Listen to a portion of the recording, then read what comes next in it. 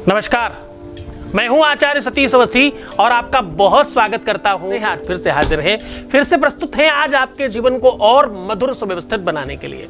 अगर आपके जीवन में खुशी की कमी है, आपके जीवन में मुस्कुराहट की कमी है, अगर आपके जीवन में खुशियां, प्रसन्नता, आनंद और प्रेम में चीजें नहीं बन पा रही हैं, अगर रिश्ते को आपने हमेशा अपनी तरफ से चलाए रखा है, सालों से आपने संभाला है रिश्तों को, सालों से आपने मेहनत करके परिश्रम करके इस प्रेम रूपी वृक्ष को पानी से नहीं अपने प्यार से और अपने ब्लड से सींचा है और आज वो वृक्ष मुरझाने लग गया है, आज अगर वो पेड़ खराब होने लग गया है, सूखने लग गया है या सूख भी गया है, तो भी इसे फिर से हरित किया जाएगा, फिर से इसे सुव्यवस्थित किया जाएगा और फिर से इसे बना दिया जाएगा आपके काम का। आज मैं कह रहा हूं कि आपके पूरे के पूरे जीवन को सुव्यवस्थित करने का एक अद्भुत साधन लेकर के आपके सामने हाजिर हूं। आज मैं कह रहा हूं कि तुम्हारे जीवन में वो कुछ मिलेगा जो आज तक नहीं मिला।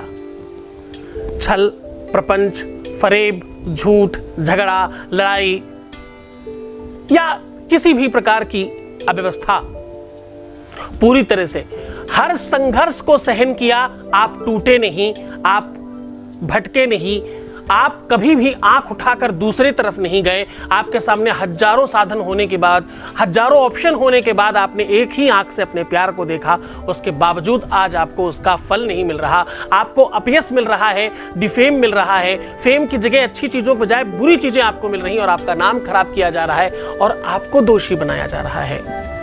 ये सब सहन करके भी आप उसी को पाना चाहते हो, उसी के होना चाहते हो, उसी का साथ चाहते हो, तो सत्य मानना कि ये संभव है, ये सब कुछ हो सकता है। आज मैं कह रहा हूं कि 32 चावल के दाने आपके जीवन में बेहतरी लेकर के आएंगे, प्रसन्नता लेकर के आएंगे और आपके जीवन में प्यार से आपको खुशियां देंगे। ये 32 चावल के दाने सामान्य नहीं हैं। 32 चावल के दानों की संख्या और चावल दोनों ही महत्वपूर्ण हैं। चावल को चावल मत समझो, चावल को संस्कृत में अक्षत कहते हैं। इसकी गंभीरता, इसकी मधुरता, इसके बारे में पूरी की पूरी जानकारी लेकर के आज आपके सामने हूं। मैं कह रहा हूं कि भाई ये सामान्य बात नहीं है।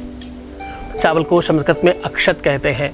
अक्षतम चापि रिष्टम च, अक्षतम चापि रिष्टम च, जो क्षति ना हो जिसकी, जो खत्म नहीं होता। आपको जानकर बड़ा आश्चर्य होगा कि चावल कभी समाप्त नहीं होता, चावल कभी खत्म नहीं होता, चावल का अंत होता ही नहीं, जबकि इसके साथ जितनी यातनाएं होती हैं, इसके साथ जितनी ज्यादा तकलीफें, संघर्ष, मुसीबतें, समस्याएं आती हैं, उतना कभी किसी के जीवन में नहीं आती। ये चावल और आपका जीवन बिल्कुल समतुल्य आज खड़ा कर रहा हूं, दोनों को बराबर बराबर में खड़ा करने की कोशिश कर रहा हूं। साथ देना, ध्यान से सुनना।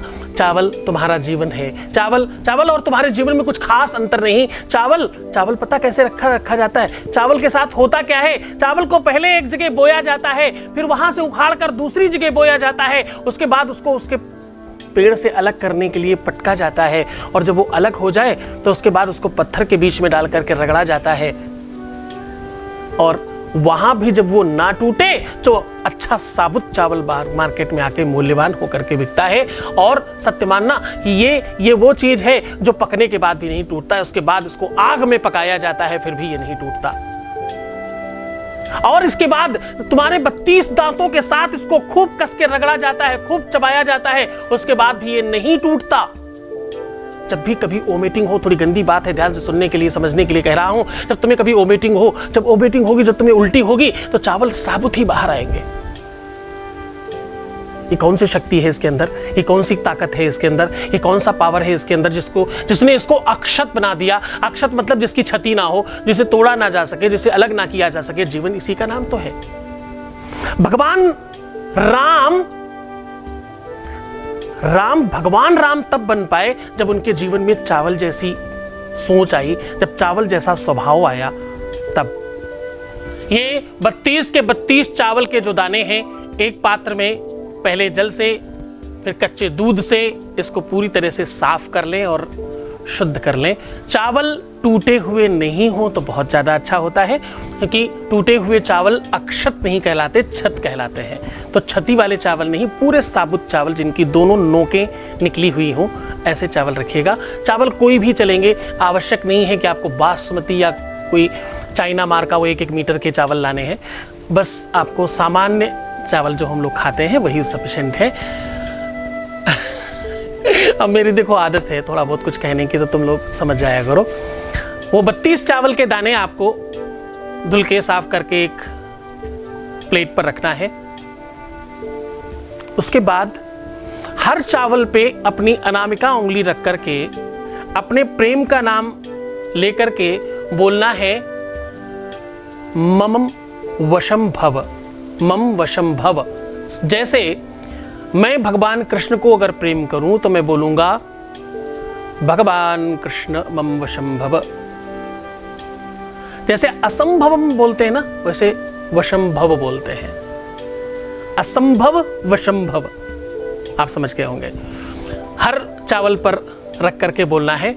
उसके बाद प्रत्येक चावल में सिंदूर या रोली जो भी आपको मिल जाए वो लगाइएगा। अब इसके बाद सबसे महत्वपूर्ण काम है, आपको एक कोई भी ऐसा कपड़ा या जो फीता पहले लड़कियां बाल में बांधती थी, ऐसी कोई भी चीज लंबी जिसमें हर चावल को एक मोड़ के बाद रखना है। जैसे एक चावल रखा और थोड़ा सा मोड़ बना दिया, यानी पलट दिया उसको, फिर दूसरा चावल रखा फिर से मोड़ दिया, फिर तीसरा चावल रखा फिर से मोड़ दिया। ऐसे करके आपको 32 मोड़ बनाने हैं। और 32 मोड़ लगाने के बाद जो सबसे महत्वपूर्ण काम है उसको थोड़ा ध्यान से समझने की कोशिश करना।